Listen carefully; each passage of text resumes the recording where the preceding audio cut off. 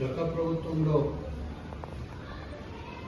కాళేశ్వరంలో జరిగిన కుంభకోణం గురించి ఎలక్షన్లలో కాంగ్రెస్ పార్టీ పదే పదే చెప్పి మేము అధికారంలోకి రాగానే కాళేశ్వరంలో జరిగిన అవినీతి అక్రమాలను బయటపెట్టి దోషులను ఒక నెల లోపలనే శిక్షించి జైలుకు పంపిస్తామని చెప్పడం జరిగింది.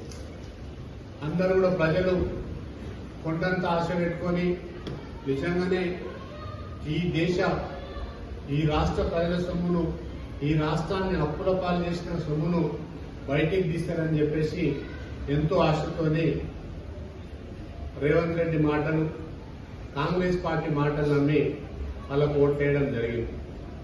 అధికారంలోకి వచ్చి 20 నెలలైంది.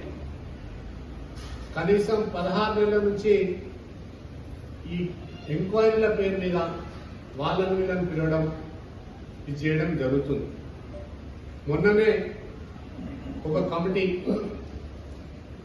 ఘోష్ కమిటీ ఒకటి వేయడం జరిగింది. అది 665 పేజీల నివేదికనిస్తే ఇప్పటి వరకు కూడా చర్చించిన అంశాలను చర్చిస్తుంది తప్ప గతం లేదు. కాంగ్రెస్ పార్టీ దశాబ్దాల పాటు ఈ దేశాన్ని, ఈ రాష్ట్రాన్ని పరిపాలించిన విషయం మనందరికీ తెలుసు.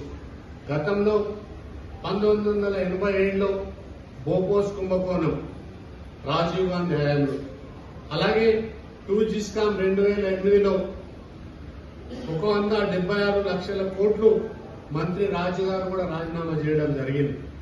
కామన్వెల్త్ 2010లో సురేష్ కల్మాడి 90 కోట్ల రూపాయల అవినీతి చేయడం జరిగింది. కాంగ్రెస్ పార్టీ ఎన్ని కుంభకోణాలు జరిగినా అప్పుడు ఎక్కడ కూడా ఆర్థిక మంత్రిని ఆ కుంభకోణాలను నిర్వహణ చేయలేదు. కాబట్టి నిన్న మొన్న కూడా కాళేశ్వరం పేరు మీద జరిగిన కుంభకోణాలకు ప్రత్యేకంగా మొదటిసారి ఆర్థిక శాఖ మంత్రి పేరు తీసుకోవడం వెనుక ఎంత రాజకీయం ఉందో కూడా ఆలోచించాలి. ఇక్కడ బీఆర్ఎస్ పార్టీ, కాంగ్రెస్ పార్టీ కుంభుకైనట్టు స్పష్టంగా కనబడుతుంది. టెలిఫోన్ ట్రాపింగ్ లో కూడా నిజానిజాలు బయటకు వచ్చిన అధికారుల మీద చర్య ఉన్నాయి.